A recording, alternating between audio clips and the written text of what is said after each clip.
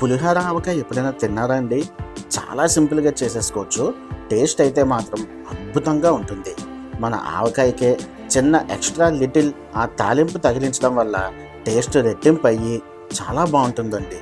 ఇది అన్నంలో కలుపుకోవడానికైనా, లేదా పెరుగన్నం, పప్పన్నం, లేదా దోశ, ఉప్మా లాంటి టిఫిన్స్లో నంచుకోవడానికైనా సరే పర్ఫెక్ట్ కాంబినేషన్.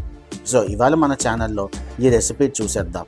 ఇంకా ఆలస్యం చేయకుండా వీడియో మొదలు పెట్టేద్దాం రండి. ముందుగా ఒక గిన్నె తీసుకొని అందులో 100 గ్రాముల కారం వేసుకుందాం. అలాగే ఒక 50 నుంచి 60 గ్రాముల ఉప్పు కూడా వేసేసుకుందాం. అదేవిధంగా 200 గ్రాముల ఆవపిండి వేసుకుందామండి. గుర్తుపెట్టుకోండి, కారం ఆవపిండి 1:2 రేషియోలో తీసుకోవాలి. అలాగే అందులో ఒక స్పూన్ మెంతులు కూడా వేసేసుకొని ఒక చిన్న సైజు గ్లాస్ పల్లి నూనె వేసేసుకుందాం. గుర్తుపెట్టుకోండి, నూనె మాత్రం పల్లి నూనె కంపల్సరీ వేసుకోవాలి. ఇప్పుడు ఇవన్నీ చక్కగా కలిసేలాగా ఒకసారి కలిపేసుకుందాం.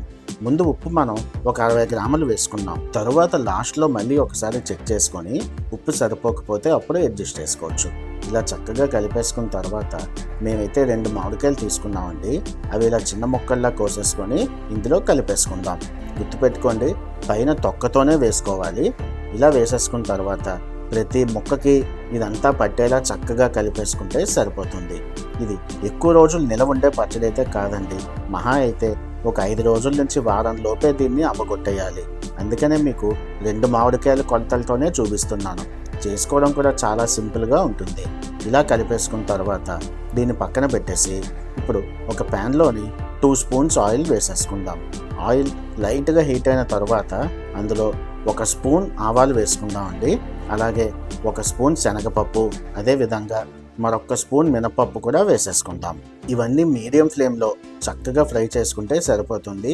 మరి ఓవర్ ఫ్రై అయిపోకుండా చూసుకోండి. లైట్ గోల్డెన్ బ్రౌన్ కలర్ వచ్చే వరకు ఫ్రై చేసుకుంటే సరిపోతుంది. ఇప్పుడు అందులో ఒక 4 నుంచి 5 ఎండుమిరపకాయలు వేసేసుకుందాం. మిరపకాయలు మరీ ఎక్కువ వేసేసుకోకండి. మనం ఆల్రెడీ కారం వేసుకున్నాం కాబట్టి జస్ట్ మన తాలింపుకి సరిపడే విధంగా వేసుకుంటే సరిపోతుంది. అందులో ఇప్పుడు ఒక 2 పంచులు ఇంగువ కూడా వేసేసుకుందాం. ఈ ఇంగువ వేయడం వల్ల ఆ ఎక్స్ట్రా ఫ్లేవర్ అనేది వస్తుంది. సో మీకు నచ్చితే ఇంగువని కంపల్సరీ వేసుకోండి. అలాగే అందులో ఓ గుప్పెడు కరివేపాకులు కూడా వేసేసుకొని ఇవన్నీ చక్కగా మరొక్క నిమిషం సేపు అదే మీడియం ఫ్లేమ్లో ఫ్రై చేసుకుంటే సరిపోతుంది. చూసారా, ఎక్కడ మాడిపోకుండా, ఓవర్ ఫ్రై అవ్వకుండా ప్రతిదీ గోల్డెన్ బ్రౌన్ వచ్చేలా ఇలా ఫ్రై చేసుకుంటే చాలు. ఇప్పుడు ఇది చల్లారిన తరువాత మనం ఆల్రెడీ కలిపి రెడీ చేసి పెట్టుకున్న ఆవకాయలోని వేసేసుకుందాం. చూసారా ఎంత బాగా కనిపిస్తోందో. ఈ ఆవకాయ కలర్ కానీ టెక్స్చర్ కానీ చాలా బాగా వచ్చింది కదండి. ఇది చాలా సింపుల్గా చేసేసుకోవచ్చు.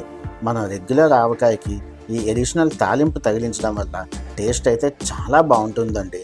ఇది వేడివేడి అన్నంలో 1 చెంచా నూనె కానీ నెయ్యి కానీ వేసి కలుపుకుంటే అద్భుతంగా ఉంటుంది. లేదా పొద్దున్నే దోశలు వేసుకున్నా లేదా ఉప్మా చేసుకున్నా సరే నంచుకోవడానికి చాలా బాగా సెట్ అవుతుంది. ఇది మ్యాక్సిమం 10 నిమిషాల నుంచి 15 నిమిషాల లోపే తయారు చేసేసుకోవచ్చు. అంత సింపుల్ రెసిపీ అండి ఈ ఆవకాయ పులిహోర. సో మీరు ఈ రెసిపీని తప్పకుండా ట్రై చేసి మీ ఇంట్లో అందరూ ఎంజాయ్ చేస్తారని నేనైతే మనస్ఫూర్తిగా ఆశిస్తున్నాను. అలాగే మా ఛానల్లో లాస్ట్ 5 వీడియోస్ కూడా ఓన్లీ మామిడికాయతో చేసే రెసిపీసే పెట్టానండి. ఎండాకాలం సీజన్ మామిడికాయలు కదా, సో ఓన్లీ మ్యాంగో రెసిపీసే చూపిస్తున్నాను. అవి కూడా చూసి మీకు నచ్చితే ట్రై చేసి ఎంజాయ్ చేయండి. ఈ వీడియో కానీ మీకు నచ్చితే మీ అభిప్రాయం కమెంట్ సెక్షన్లో చెప్పండి. అలాగే మా ఛానల్ని సబ్స్క్రైబ్ చేసి సపోర్ట్ చేస్తారని ఆశిస్తూ మరొక మంచి వీడియోతో మళ్ళీ మీ ముందుకు వస్తాను. అంతవరకు సెలవు. Signing off from Telugu cooking culture.